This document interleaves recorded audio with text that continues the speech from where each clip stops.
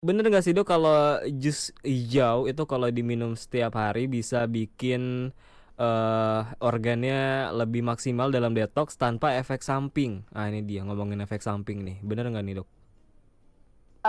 Agak susah ya karena tergantung badannya, Hmm, keadaan organnya. mm-mm, Nah, pada umumnya kalau diminumnya tidak berlebihan, misalnya cuma segelas kecil mm-mm. sehari gitu nggak apa-apa, di bawah mungkin 150 cc sampai 200 cc per hari itu masih oke.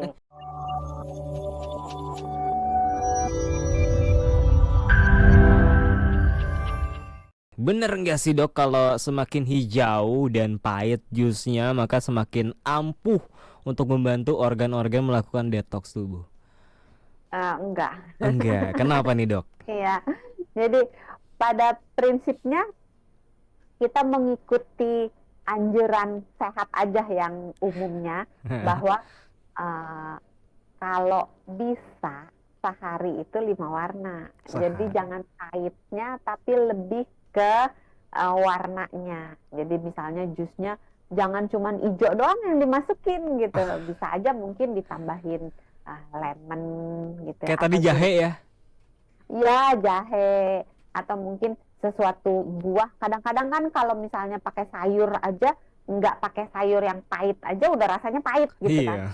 Beberapa orang suka nambahin buah-buah supaya manis. Oke. Boleh sepanjang kalau orangnya itu tidak hmm, harus membatasi karbohidrat atau gula Mm-mm. karena penyakitnya atau keadaannya, Ya. maka boleh dipilih tuh buah apa aja gitu kan. Hmm. Tapi kalau seandainya harus membatasi kadar karbohidrat atau gulanya, maka sebaiknya memilih buah-buah yang mau ditambahkan itu jangan yang terlalu manis Hmm. gitu. Jadi nggak berkaitan langsung sih semakin pahit semakin sakti gitu. Mm-mm. Lagian jus ini kan sifatnya hanya membantu, dia tidak bisa membuat proses itu terjadi langsung gitu. Jadi dia membantu organ-organ supaya organ-organ bekerjanya optimal, Heeh. maka bisa mengeluarkan toksin-toksin, melakukan proses detox dengan baik. Gitu. Jadi mitos tuh Dok kalau ada orang yang bilang makin pahit makin sehat nih berarti nih. Hidup udah pahit, jangan makannya juga pahit. Iya ya.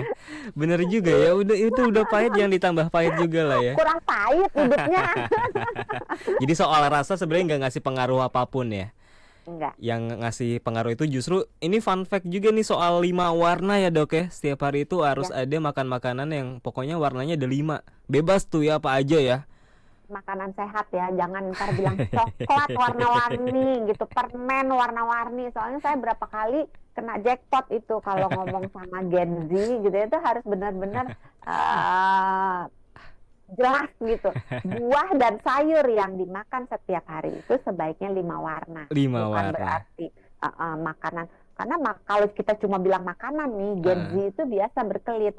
Lah, coklat kan warna-warni. Lebih Nah. dari 5 warnanya kan. Permen karet gitu kan. Minuman manis itu kan warna-warni juga. Iya, makanya harus buah spesifik ya, buah dan sayur. Ya, Nih, bener buah nggak dan sayur. bener nggak sih Dok kalau jus hijau itu kalau diminum setiap hari bisa bikin organnya lebih maksimal dalam detox tanpa efek samping. Ah ini dia ngomongin efek samping nih. Bener nggak nih Dok?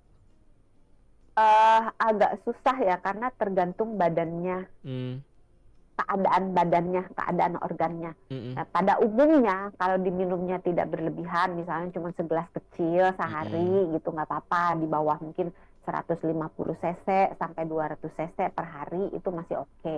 Tapi alangkah lebih baiknya apabila buah dan sayurnya itu dimakan kalau memang tidak ada halangan Oke. dan tidak ada kewajiban untuk mengkonsumsi buah dan sayur itu dalam bentuk jus. Mm, Beda dengan kalau misalnya oh dia butuh cepet, misalnya gulanya lagi turun, dia butuh cepet banget supaya gulanya naik, ya udah mm, minum jus kelamaan kalau harus ngunyah gitu. Kalau oke. nggak ada apa-apa lebih baik dikunyah. Tapi Jadi mm, bisa. Hmm, oke. Tapi emang beneran ada efek sampingnya nggak Dok kalau ada. terlalu sering apa tuh? Jadi gini, kalau kita bikin jus buah dan sayur Heeh. kan umumnya mentah ya. Mm-mm. Nah, tergantung kalau nyucinya kotor, nyucinya caranya salah, Hmm. maka bisa berpotensi apa-apa yang nempel di sayuran yang mentah tersebut Hmm. bisa ke bawah masuk. minum yang harusnya kalau nyucinya bersih, Hmm. enggak. Nyuci bersih itu artinya cuci di air mengalir. Terus Oke. kalau misalnya buah, walaupun kita tidak makan kulitnya, misalnya semangka, melon, apel gitu, Hmm. kan sebenarnya seringkali kita buang kulitnya ya, kita Mm-mm. nggak makan. Tapi orang-orang itu karena dibuang kulitnya, mereka nggak mau nyuci karena Nyuci. toh kan nggak dimakan kulitnya kan. Mm-mm. Tapi tetap harus dicuci. Kenapa? Ketika Hmm. kita potong buah itu, maka kotoran yang ada di kulit akan terbawa oleh pisau masuk ke kulit buahnya. Jadi tetap harus dicuci. Terus sayuran juga tetap harus dicuci karena bagaimanapun sayuran yang ditumbuhkan di Indonesia itu disiram dengan kita nggak jelas airnya. Apakah air kotor, apakah air bersih, Mm. apakah ada pestisidanya, Mm-mm. apakah disemprot dengan anti hama lainnya. Jadi Mm. sebaiknya dicuci dengan air mengalir sampai bersih. Terus untuk beberapa jenis sayuran sebaiknya dikonsumsi dalam keadaan direbus dulu atau Oke.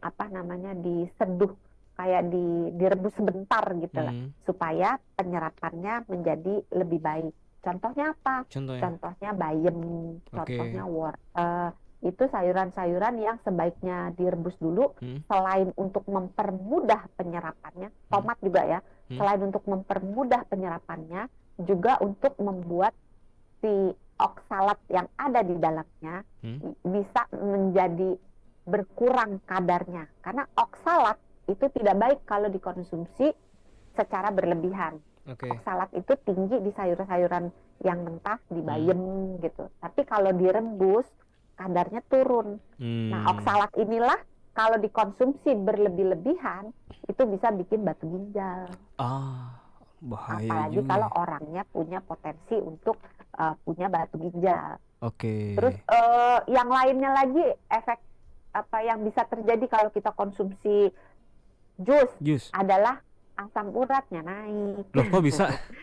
Iya, karena beberapa buah, beberapa sayuran itu kadar purinnya tinggi. Kadar Buah apa, dan Dok? sayur yang purin, Purim. Oke. purin, Purin. Oke. papa URIN, purin.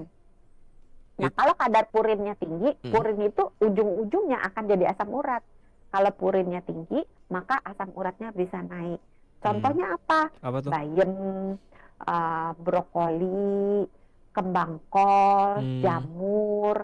Terus pada beberapa orang juga beberapa jenis kacang-kacangan itu juga kalau dimakan dalam jumlah yang besar itu bisa meningkatkan purinnya atau asam uratnya gitu.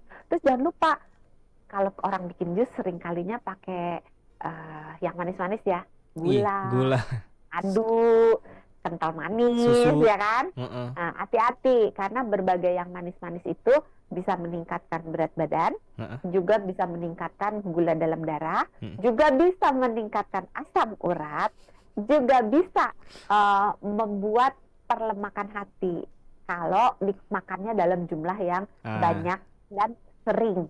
Gitu. Terus apa lagi ya? Bisa menyebabkan potensi tapi ini ya, gangguan nutrisi. Jadi kalau orangnya itu minum jusnya, kan ada yang detox seharian dia hanya minum jus aja, nggak minum yang lainnya. Pernah dengar kan ada yang 7 hari, ada yang 10 hari, nggak boleh makan apa-apa, cuma boleh minum jus aja. Nah, bahkan sampai ngegantiin makan utama malah jadinya ya. Nggak boleh makan, iya, nggak boleh makan. Nah, kalau dilakukan sekali, harusnya di hari berikutnya kita masih bisa mengejar ketertinggalan nutrisi tersebut. Tapi kalau dikonsumsinya sering, nanti kita akan kekurangan nutrisi karena bagaimanapun kan kita butuh protein, butuh lemak, butuh macam-macam bahan makanan yang tidak bisa hanya disediakan dari buah dan sayur saja. Oke. Gitu. Jadi catatannya mungkin kalau dari Dr. Santi, lakukanlah secukupnya, jangan terlalu ekstrim, dan juga harus pentingkan juga nutrisi-nutrisi lain, kandungan-kandungan gizi yang lain yang tidak bisa didapatkan kalau kita cuma minum jus ya.